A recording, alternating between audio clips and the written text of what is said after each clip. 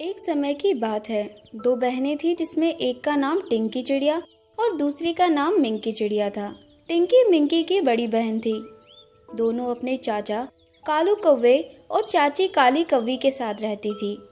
कालू कौवा टिंकी और मिंकी चिड़िया से बहुत प्यार करता था, पर काली कौवी उन्हें एक नज़र नहीं भाती थी। कालू कौवे के जाने के बाद काली कौवी दोनों बहनों पर अत्याचार करती। टिंकी चिड़िया सारे घर का काम करती और मिंकी उसी में उसकी मदद करती। शाम को कालू कौवे के आने से पहले कालू कौवी दोनों बहनों को डंडे से मारती ताकि वह कालू कौवे को कुछ ना बता सके। एक दिन कालू कौवी मिंकी चिड़िया को डंडे से मार रही थी। टिंकी चिड़िया ने उसे बचाने की बहुत कोशिश की, पर काली कौवी रुकी नहीं और मिंकी को मारती रही। कुछ देर बाद कालू कौवा घर आता है। अरे मिंकी बेटा, इतना नहीं खेलते। देखो खेल खेल में तुम्हें कितनी चोट लग गई। कल से तुम कहीं नहीं जाओगी खेलने, बस घर रहकर आराम करोगी, ठीक है? मिंकी बेटा, तुम्हें क्या हुआ? तुम्हें इतनी चोट कैसे लगी? ये चोट तो बहुत गहरी है। ऐसे कैसे खेल रही थी तुम? अरे छोड़ो ना जी, बच्चों में खेल खेल में लग जाती है।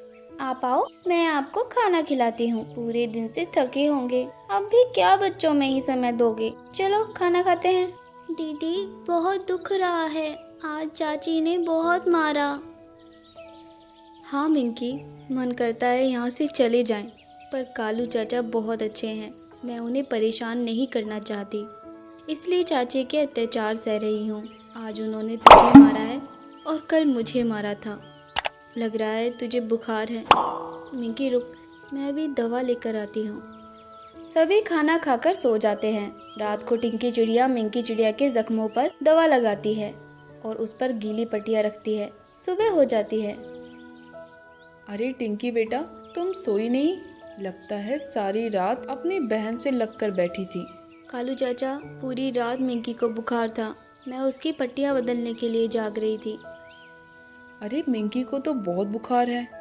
शाम को मैं आते वक्त दवा ले आऊंगा। मिंकी जल्दी ही ठीक हो जाएगी। कालू कौवा यह कहकर काम करने निकल जाता है। कालू कौवे के जाते ही काली कौवी अपने असली रूप में आ जाती है और मिंकी को घोंसले से उठा देती है। मिंकी रोते हुए घोंसले से उठती है। अरे महारानी, ऐसे लेटी हो जैसे मैं तुम्हारी नौकर हूँ। घर का काम क्या तेरे मरे हुए माँ बाप करेंगे?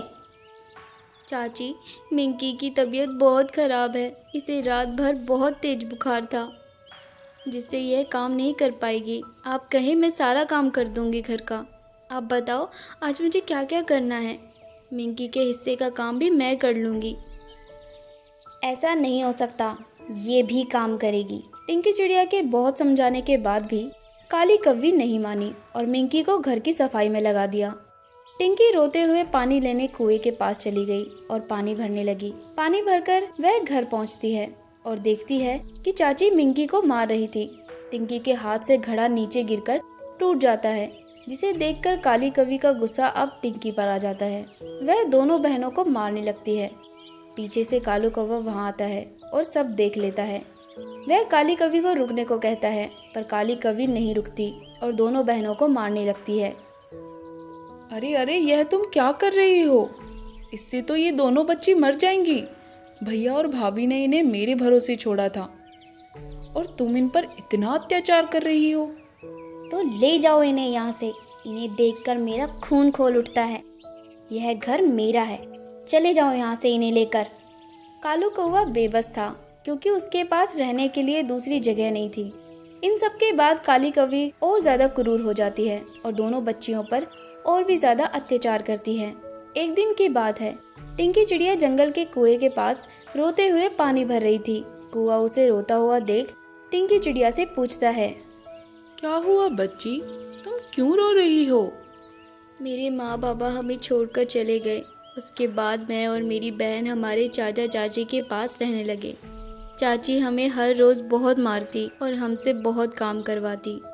हम घर छोड़कर भी नहीं जा सकते, क्योंकि हमारे पास रहने के लिए कोई घर नहीं है। टिंकी चिड़िया उसके और मिंकी के साथ हुए अत्याचारों के बारे में कुएं को बताती है। यह सुनकर कुआं भी रोने लगता है और कहता है, तुम फिक्र मत करो, मैं तुम्हें इसी पेड़ पर एक जादुई मिट्टी का घर बनाकर दूंगा, जिसमें तुम और तुम्हारी बहन रहना। उस घर में सभी आराम की चीजें होंगी। वह घर अपने आप सारे काम कर लेगा और तुम्हें अनाज की भी कोई कमी नहीं होगी। तभी एक मिट्टी का घर पास के पेड़ पर बन जाता है। टिंकी चिड़िया अपने आंसू पोंछती है और कुएं का धन्यवाद करके वह घर की ओर निकलती है। देखो, मेरी बात सुन लो। आज या तो ये यहाँ रहेगी या तुम। निकालो इन्हें घर से। मैं इनकी मनहूस शक्लें देख देख कर तंग आ चुकी हूँ। हम दोनों ही चले जाते हैं चाची। आपको फिक्र करने की कोई ज़रूरत नहीं है। हम किसी पर बोझ नहीं बनना चाहते। टिंकी मिंकी के साथ घर से बाहर चली जाती है। तभी कालू चाचा बाहर आते हैं और टिंकी से कहते हैं, टिंकी बेटा, वापस चलो घर। मैं देख लूँगा तुम्हारी चाची को। तुम्हारा मेरे सिवा कोई नहीं है। मुझे ही तुम्हारा ध्यान रखना है। नहीं कालू चाचा, आप हमारी फिक्र मत करो। हम बहुत सही जगह जा रहे हैं। टिंकी चिड़िया कालू चाचा को सारी बात बता देती है। वही गेट के पीछे छिपकर काली चाची सारी बातें सुन लेती है। उनके पीछे पीछे उस घर तक चली जाती है। वह मिट्टी का घर बहुत आलीशान था। रहने की सभी सुख सुविधा वहाँ थी, जिसे देखकर काली चाची कहती है, अच्छा तो ये माजरा है। मेरे बिना तुम महारानी इस आलीशान घर में मजे लोगी, इसलिए तुम घर छोड़कर आई हो। तभी एक डंडा उड़ता हुआ आता है और चाची को पीटने लगता है। अरे अरे, रोको इसे, ये तो मेरी जान ले लेगा। अब और परेशान नहीं कर पाओगी तुम इन मासूम बच्चों को।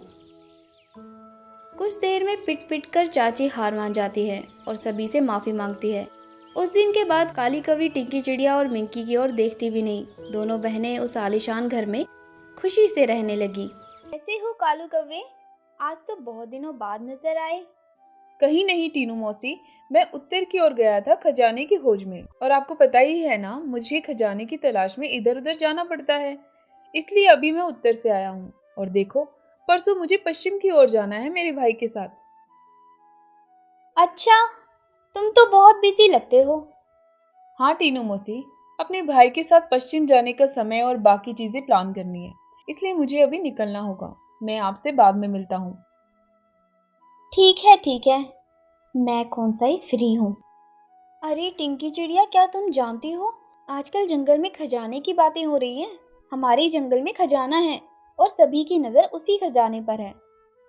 आज मैंने टीनू मौसी और कालू कौवे को बात करते हुए सुना। कालू कौवा अपने भाई टिल्लू कौवे के साथ कल रात जंगल में खजाना ढूंढने जाएगा और उसने टीनू मौसी से झूठ बोला कि वह पश्चिम दिशा में जाएगा। अरे काकी, खजाना वजाना कुछ नहीं है। जंगल में हम कितने समय से रह रहे हैं, आज तक किसी ने भी नहीं बताया खजाने के लिए तो। अरे तुम तो कुछ नहीं जानती। चलो हम गुल्लू तोते की माँ से पूछते हैं। वो कई सालों से इस जंगल में रह रही है। मीनू काकी और टिंकी चिड़िया गुल्लू तोते की माँ कम्मो दादी के पास पहुंच जाती हैं। कैसी हो कम्मो दादी? तबीयत तो ठीक है ना आपकी? अरे कौन आया है मेरे घर आज? कम्मो दादी खाना बना रही होती है। तभी गुल्लू तोता बाहर आता है। अरे दादी, टिंकी चिड़िया और मीनू काकी आई हैं आपसे मिलने। अरे टिंकी और मीनू, तुम यहाँ कैसे आज? अरे कम्मो दादी, मीनू काकी को लगता है कि जंगल में खजाना छुपा है। आप ही इन्हें बताइए कि जंगल में कोई खजाना नहीं है। नहीं टिंकी, मीनू सही कह रही है।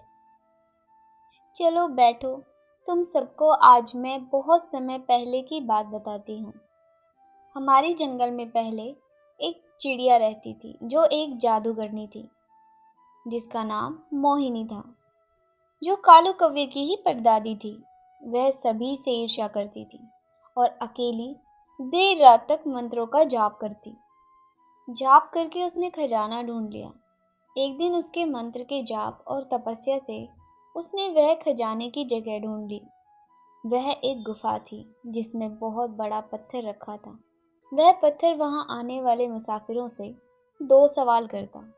अगर सही जवाब दिया तो खजाना उसे मिल जाएगा, पर आज तक किसी ने भी उसके सवालों के सही जवाब नहीं दिए। अगर किसी ने उन सवालों के सही जवाब नहीं दिए तो वह उसी वक्त अपनी जिंदगी का सब कुछ भूल जाएगा, और जब वह मर जाएगा तो वह एक पत्थर की मूरत बन जाएगा। मोहिनी उन सवालों के जवाब न दे सकी और वह सब कुछ भूल गई और पागलों की तरह जंगल में घूमने लगी। और एक दिन उसने अपना दम तोड़ दिया और वह पत्थर बन गई। आज भी वह जंगल के किनारे वाले पेड़ पर पत्थर बनकर बैठी हुई है और कालू कौवा भी उसी खजाने की तलाश में है।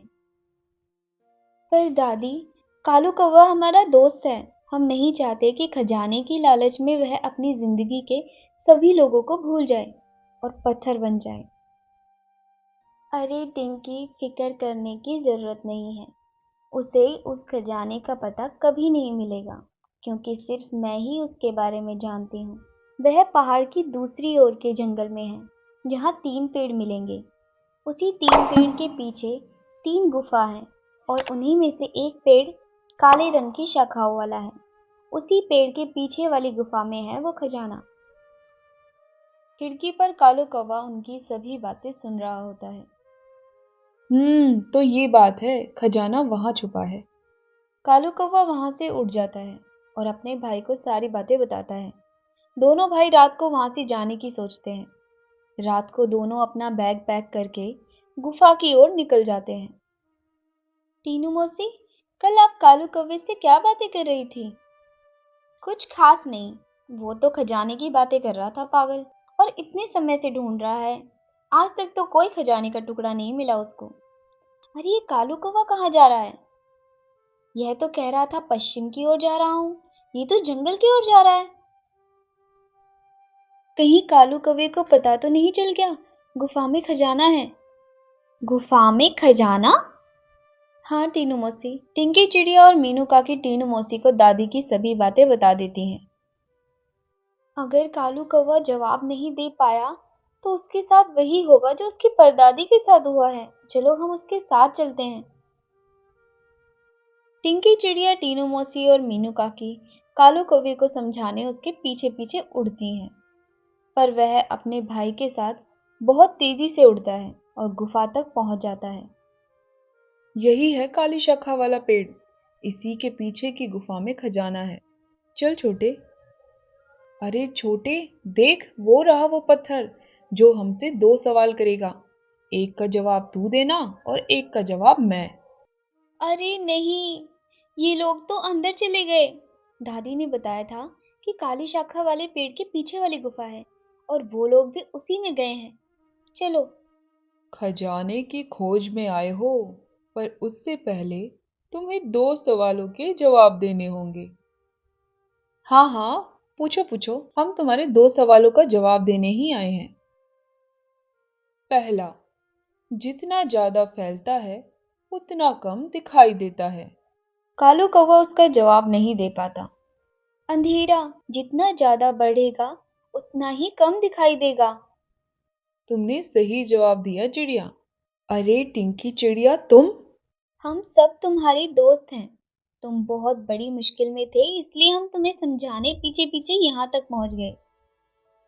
तुम अपनी बातें छोड़ो और मेरे दूसरे सवाल का जवाब दो।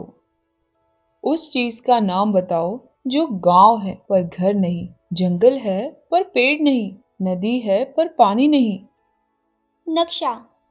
हाँ, नक्शा, जिसमें सब कुछ नजर आता है, नदी, घर, पेड़, पर हकीकत में वह नहीं होते।